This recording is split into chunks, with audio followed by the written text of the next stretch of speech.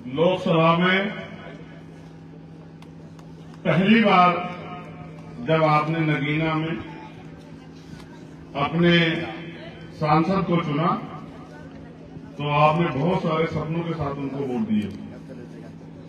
जब मैं बुनियादी बात लोकसभा क्षेत्र के लिए करूंगा तो जो अभी इसी गांव के जिम्मेदार बुजुर्ग पांडे जी ने बताया कि भाई यहाँ माध्यमिक विद्यालय के लिए, सड़कों के लिए, बिजली पानी की व्यवस्था के लिए,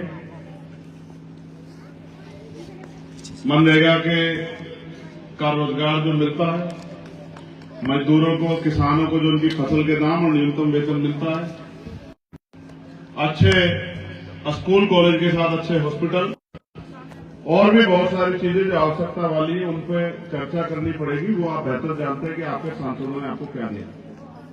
सच तो ये है कि वोट लेने के बाद उन्होंने 5 साल आके आपकी बस्तियों में भी नहीं जाए।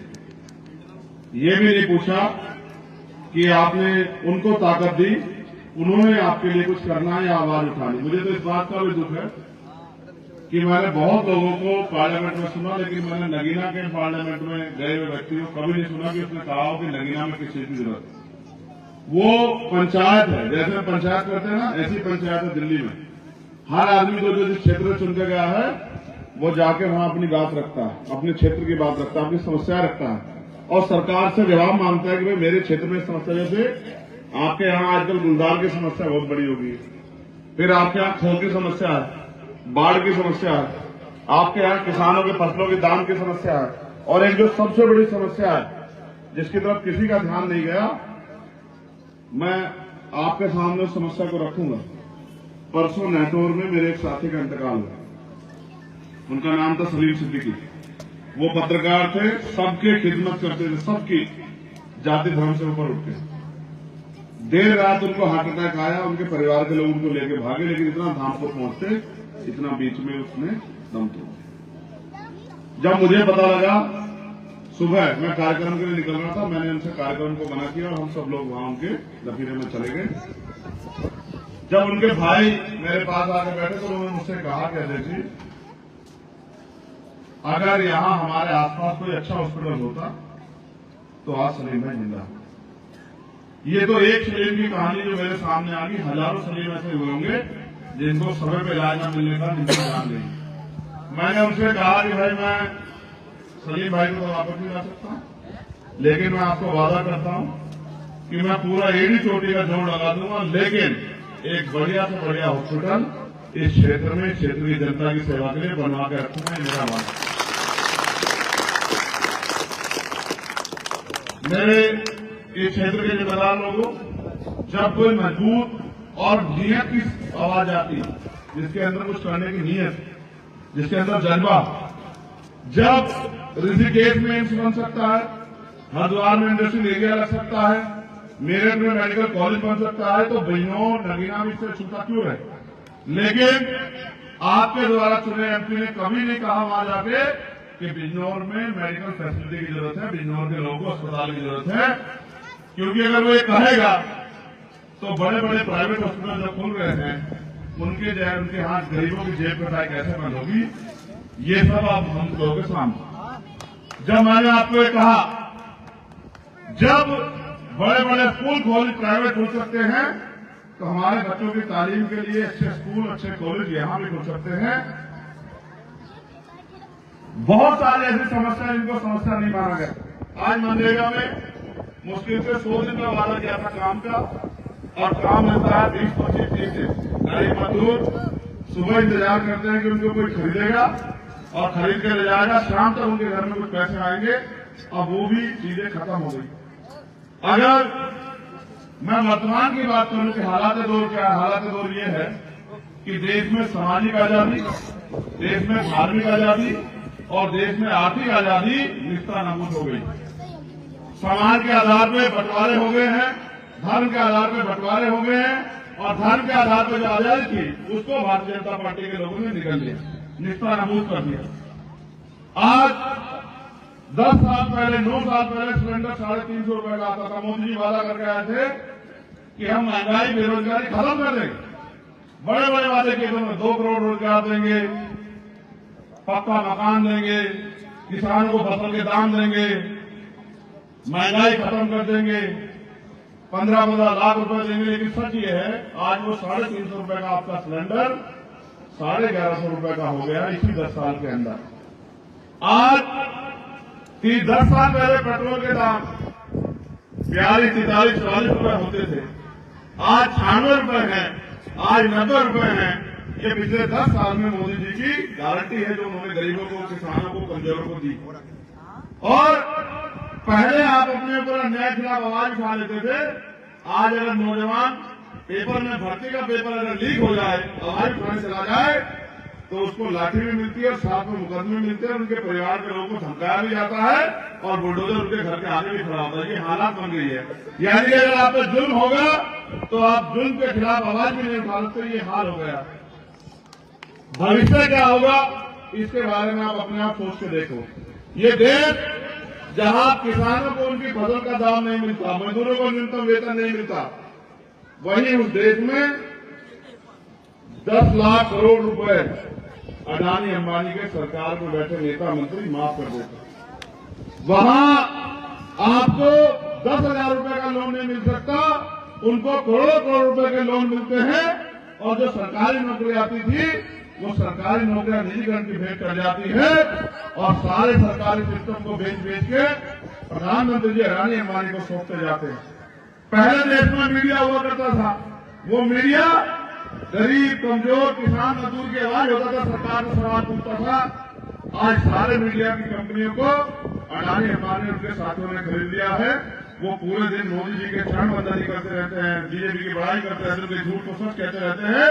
और जो भी आवाज उठाने जाए, दलित हो तो उनको नक्सली बताने लग जाते हैं, मुसलमान हो तो उनको आतंकवादी बताने लग जाते हैं, सिख हो उनको खालिस्तानी बताने लग जाते हैं, पहलवान हो, किसान हो तो उनको भी तमाम तरह के झूठे आरोप लगा के उनको भी अपमानित करने का काम किया जाता है। ये हमारा मुल्क है। अगर जुल्म सहने की आदत हो जाए तो नस्लें गुलाम हो जाती हैं और जुल्म के खिलाफ बगावत कर ली जाए तो आने वाली पीढ़ियों के रास्ते आसान हो जाते हैं। आप ये महसूस करो, आज अपने मुल्क में हम 2 दर्जे के नागरिक बनते जा रहे हैं।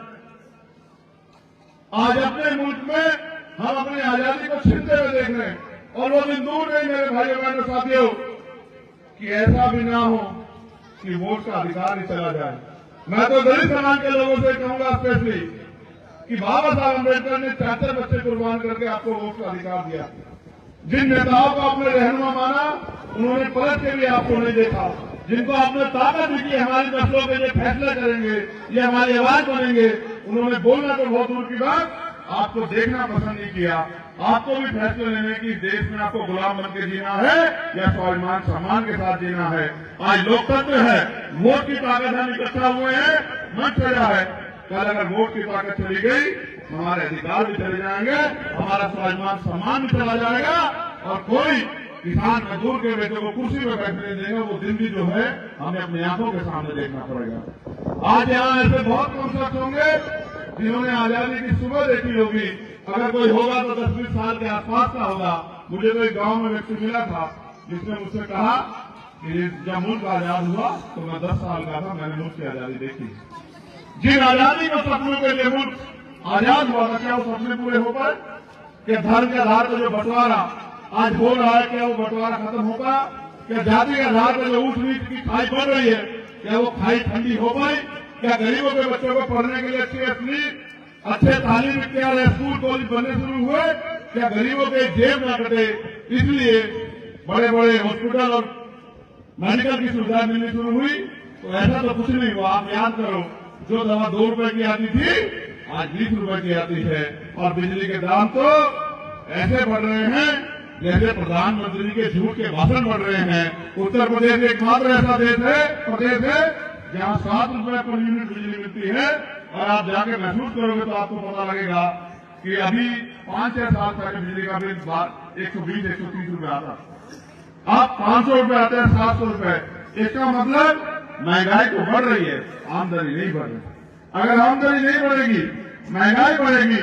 और एक गिरोह बन गया है, पैसे वाले लोग मोदी जी सरकार को पैसा देते हैं, उस पैसे से वो जनता का वोट खरीदते हैं, उस वोट से वो सरकार बनाते हैं, और जहां जनता बहुत बगावत कर दे तो फिर दूसरी पार्टी के विधायकों को तोड़ तोड़ के सरकार बनाते हैं। किसी के पीछे सीबीआई लगाते हैं, किसी के पीछे ईडी लगाते हैं, किसी नेता के इनकम टैक्स लगाते हैं, किसी पे झूठे मुकदमे करते हैं, किसी को जेल भेजते हैं। और अगर उनमें से भी कोई ऐसा हो जो इन सब से न रुके तो फिर उसके ऊपर गोली चलवा के उसकी जान लेने का काम करते हैं। मैं तो ये मानता हूं कि मौत, जिंदगी, इज्जत, जिंदगी इनके हाथ में नहीं है। इनके हाथ में होते तो किसी को पैदा भी नहीं होने देते। ये तो उसके हाथ में जिसने पैदा किया, जिसने जन्म दिया, उसने ही जान दी है, वही जान लेगा। लेकिन आप ये महसूस करो, आज लोकतंत्र में भी अगर हम ताकतवर नहीं बन पाए, हम अपनी बात नहीं कह पाए, हम जुल्म के शिकार हुए, तो फिर आने वाला भविष्य क्या होगा। मैंने तो जब से ये मोर्चा लिया था, मैंने कभी जाति नहीं देखी, धर्म नहीं देखा, गरीब नहीं देखा, अमीर नहीं देखा। जिसके साथ अन्याय हुआ मैं जाके लड़ा।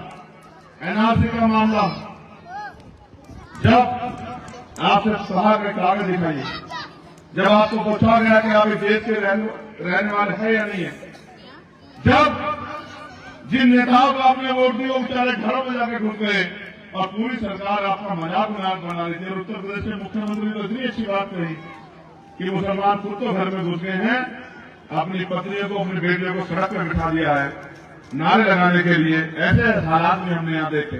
जब सब लोग आंख बंद करके ताला लगा के घर में बैठ गए तो मेरे जैसे व्यक्ति को ये लगा कि अगर आज भी मैं मजलूमों के साथ नहीं खड़ा हुआ, इन कमजोरों के साथ नहीं खड़ा हुआ, इनकी आवाज नहीं बना, तो इतिहास मुझे माफ नहीं करेगा। इतिहास मुझसे भी सवाल पूछेगा कि जब जुल्म हो रहा था चंद्रशेखर आजाद, तुमने ताकत ही रोक ली, तुम क्या कर रहे थे। मैं सबसे पहले गया जहां मौलाना अबुल कलाम आजाद साहब ने खड़े हुए मुसलमानों से कहा था कि मुसलमानों, भारत को छोड़ के मत जाओ, ये मुल्क आपका। मैं वहीं गया, मैंने वहीं पे जाके कहा कि अकेला मत समझना, मैं आपके साथ हूं। हर एक अम्बेडकरवादी आपके साथ है, हर एक संविधानवादी आपके साथ है, अपने आप को अकेला मत समझना। हाँ, ये अलग बात है कि आपकी आंखों के सामने सच बोलने की कीमत मुझे अदा करनी पड़ी, कि मुझे जेल जाना पड़ा, मुझे लाठियां खानी पड़ी, मेरे साथ जुल्म हुआ, लेकिन कभी मैंने अपने जुल्म को आपके सामने नहीं रखा। मैं फिर आया, फिर लड़ा। जब तबलीगी जमात को कोरोना का सेंटर बता दिया गया, जब मौलाना साहब को और निजामुद्दीन मरकज को बंद किया गया, तब भी मैं आके मैदान में आके रहा। जब मौलाना कलीम सिद्दीकी को बंद कर दिया, तब भी मैं आके रहा। जब कासगंज में भाई तबरेज को 1.5 फीट की टंकी से मारकर रखा दिया गया, तब भी जाकर मैं लड़ा। जब नासिर बिलाल को राजस्थान का ठेके लाके हरियाणा में मारपीट के जिंदा ला दिया जाता है, तो भी मैं लड़ा। जब जब वहां मेरी जरूरत हुई, मैं सीना तान के लड़ा, ताकत बंद कर रहा, पूरी हिम्मत से लड़ा, और आज भी लड़ रहा हूं। मैंने कभी दलित समाज के लोगों को भी अकेला नहीं छोड़ा। जब जब चाहे 2 पेड़ का मामला, दिल्ली में लगा गुरु घर का मामला, और कहीं भी चाहे किसानों का आंदोलन हो, पूरा आंदोलन मैंने खड़ा रहा। अभी भी सुबह सुबह मैंने लिखा देश की सरकार को कि इनको किसानों को अकेला मत समझो, हम सब इनके साथ हैं। अगर आप जुल्म करोगे तो हम जुल्म का मुकाबला करने के लिए तैयार हैं। हम जुल्म के खिलाफ कुछ नहीं बैठेंगे। जब भी किसी बहन बेटी का अपमान हुआ, मैं सीधा अपमान के उसके साथ, उनके लड़ाई के लिए उनके साथ खड़ा हुआ। आज जब मैं यहाँ आया, हमारी एक बिटिया है और कहा हमें दिख नहीं रही है, वो खड़ी है। मैं पिछली बार आया तब भी इसने ये धागा घुमा के मेरे हाथ में बांधा, और आज मुझसे कहा कि धागे को तोड़ना मत। मैंने सर आप क्यों? कि ये धागा शायद इसलिए बांधती है कि इस धागे से मैं इसकी रक्षा करूंगा। इसको ये नहीं पता कि मैंने अपनी जिंदगी को वक्त किया है हर एक कमजोर मजलूम नौजवान हमारी मां बनो और बुजुर्गों के सम्मान के लिए। मुझे धागे की जरूरत नहीं है। जब मैंने जिस दिन मैं घर छोड़ के निकला था, उसी दिन मैंने वादा किया था कि जब किसी बहन को मेरी जरूरत पड़ेगी तो उसको पीछे मुड़ के देखने की जरूरत नहीं पड़ेगी। चंद्रशेखर आजाद सीना तान के उसके सामने खड़ा हो। एक और मेरी छोटी बहन मुझे मिली, जिसने मुझसे कहा कि मेरे पिता नहीं है, मेरे भाई नहीं है। मैंने उसको भी कहा कि अकेला मत समझना, कभी भी भाई नहीं। जब तक चंद्रशेखर आजाद है तो तू ये मानना कि तेरा बड़ा भाई है, और जब तक तेरा बड़ा भाई है तो किसी के आगे हाथ मत फैलाना। मुझे किसी भी कीमत पे लड़ाई लड़नी पड़ेगी, मैं तेरे सम्मान की रक्षा करूंगा, मैं तुझे वचन देता हूं। मैं बात आपको मन से इसलिए बता रहा हूं कि आपके भी याद रहे। ये वो दौर है जहां कोई बोलना नहीं चाहता, और एक ऐसा आपका साथी है जो अन्याय के खिलाफ, हक के खिलाफ जब जंग हो तो चुप नहीं रहना चाहता। मैंने हर चीज पटल पर लड़ाई लड़ी, हमेशा लड़ाई लड़ी, आपकी आवाज बनने का प्रयास किया। मैं पहली बार आपसे ताकत मांगने के लिए आया हूँ, क्योंकि जो मैं करना चाहता हूँ वो बिना कलम की ताकत के कर नहीं सकता हूँ। जो मैं बोलना चाहता हूँ, आज जो मैं सड़कों में बोलता हूँ, वो सरकार तय करती कौन कौन सुनेगा। लेकिन जब मैं इस बात को जाके दिल्ली के पार्लियामेंट में बोलूंगा तो पूरी दुनिया सुनेगी कि इस देश में सरकार कमजोरों के साथ, मजलूमों के साथ क्या कर रही है, उनके साथ किस तरह से दोहरा व्यवहार किया जा रहा है, किस तरह से कानून और संविधान की मजाक उड़ाई जा रही है। पहले हमारे बच्चों को नौकरी मिलती थी, अब पेपर बाद में आता है। उत्तर प्रदेश ऐसा प्रदेश बन गया है कि उत्तर पहले आता है, 2 दिन पहले पेपर लीक हो जाता है, हजारों नौजवानों का भविष्य चौपट हो जाता है। आप ये महसूस करो, 48 लाख बच्चों ने फार्म भरा, 60,000 नौकरियों को। एक बच्चे ने 400 रुपए जमा किए, 200 करोड़ रुपए सरकार ने अपनी जेब में गिरे और फिर अपने लोगों से पेपर लीक करा के और वो 200 के 200 करोड़ रुपए टका दें। अब इनके लोग कहते फिरेंगे क्या कि भाई 48 लाख लोग कहेंगे भाई नौकरी चाहिए तो भाजपा को वोट दे देना। ये बहुत शातिर आदमी है, ये देश की सत्ता में बना लेना चाहते हैं, क्योंकि इनको अपने पूंजीपति मित्रों का ध्यान रखना है। हमें भी अपने लोगों का ध्यान रखना है, हमें भी उनकी हक की आवाज उठानी है, हमें भी उनके लिए अधिकार चाहिए, हमें भी उनके लिए कानून बनवाने हैं और जो कानून बने हैं उनको लागू करवाना है। कब तक इस देश में गरीब मजलूम पिसता रहेगा, कब तक इस देश में गरीब मजलूम सहता रहेगा, कब तक उसके साथ अन्याय अत्याचार होता रहेगा, इसका फैसला हमें करना है।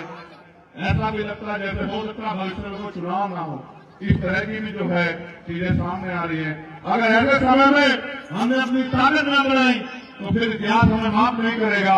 एक कहानी सुना के मैं आपको अपनी बात को विराम दूंगा। एक बार एक जंगल जल रहा था, उस जंगल में बड़े बड़े जानवर थे, बड़े बड़े ताकतवर जानवर, हाथी, चीता, शेर, घोड़ा। एक छोटी सी चिड़िया भी थी। जब उसने जंगल को जलते हुए देखा तो वो चोंच में पानी भर के लाती और उस आग को बुझाने का काम करती। वो बड़े बड़े जानवर उसको देख रहे थे। एक जानवर उनमें से जो हाथी था वो बोला कि चिड़िया जल जाओगी, ये आग नहीं बुझेगी। जो चिड़िया ने जवाब दिया बड़ा शानदार था कि ये बिल्कुल सच है, मैं भी जानती हूँ कि मैं जल जाऊंगी और मैं इस आग को बुझा नहीं पाऊंगी, लेकिन इस जंगल का इतिहास लिखा जाएगा कि ये जंगल जल रहा था तो जो बुझा सकते थे आग वो सीबीआई इनकम टैक्स के डर से चुपचाप बैठे थे, और जो नहीं बुझा सकता था लेकिन हिम्मत वाला था उसने सहारा देकर इसको बचाने का, लोगों को जगाने का काम किया। तो उस इतिहास में मुझे गद्दार नहीं लिखा जाएगा। मैं आपको जगाने के लिए निकला हूं कि अपने मुल्क में अपने आप को कमजोर मत समझो। आपके पास वोट की ताकत है, चाहो तो अपने बीच के व्यक्ति को ताकतवर बना के खड़ा कर दो, और चाहे बहुत ताकतवर को उसके खिलाफ वोट देकर उसको जमीन पे बिठा दो। ये आपके हाथ में ताकत है। आपने जिनको वोट दिया शायद उन्होंने कभी आपको पलट कर भी नहीं देखा, लेकिन आपका चंद्रशेखर आजाद हमेशा आपके लिए लड़ता रहा। अगर आपने सदन की ताकत दी तो आपके वो नेता जिनको आपने रहनुमा माना उनको तराजू में रख के तोल लेना। अगर आपका चंद्रशेखर आजाद उन पे भारी न पड़ा तब उसे कहना कि चंद्रशेखर आजाद तुमने इस लड़ाई को पीछे छोड़ दिया। अब तक जिनको वोट दिया 3 बार इस लोकसभा में, उनको भी तराजू में रख के तोल दो। अगर एक जून पे आपके साथ खड़े हुए, एक आपकी आवाज उठाई हो, एक पार्लियामेंट में जाके नगीना के लिए लड़ाई लड़ी हो तो मुझे बताओ। और अगर उन्होंने आपका साथ नहीं दिया तो आप भी फिर ऐसे मत हो जाओ कि जो आपको ठगते हैं, हमारे कागज जो अजमाएगा तो अजमाएगा उसको वही मिलेगा जो मिलता है। अगर अजमाएंगे को अजमाओगे तो वही मिलेगा जो मिलता है। अगर वही चाहिए तो कोई बात नहीं। अगर हक हकूक की लड़ाई लड़नी है तो इस लड़ाई में मेरा साथ दो। और अगर आपने साथ दिया, मैं कोई 60 साल का नेता नहीं हूं कि ये मेरा आखिरी चुनाव है, मेरे लिए तो ये मेरा पहला चुनाव है। मैं लड़ाई को लड़ना चाहता हूं, इसलिए वहां जाना चाहता हूं। अगर आपने मेरा साथ दिया तो जिस तरह से मिट्टी की सेवा की जाती है, मां की सेवा की जाती है, उस तरह से इस नगीना की सेवा करने का काम चंद्रशेखर आजाद करेगा। ये वादा मैं आपसे करता हूं। लेकिन इस लड़ाई में मुझे आपके साथ की जरूरत है, क्योंकि ये लड़ाई अगर अकेले चंद्रशेखर के हाथ में होती लड़नी तो चंद्रशेखर लड़ लेता। ये लड़ाई तो वोट से तय होगी। जिसको आप वोट दोगे, जिसको आप ताकत दोगे, वो पार्लियामेंट जाएगा। आपने ताकत चंद्रशेखर आजाद को दी तो चंद्रशेखर आजाद जाएगा, और आपने किसी लुटेरे भ्रष्टाचारी को दी, किसी झूठ बोलने वाले को दी तो वो जाएगा। फैसला आप करना कि आपके लिए कौन लड़ सकता है, आपकी आवाज को कौन उठा सकता है। और जब भी कहीं किसी कमजोर के आवाज अन्याय होगा तो उसमें उसकी लाठी कौन बन सकता है, ये आप तय करना। मैं बहुत बहुत धन्यवाद दूंगा।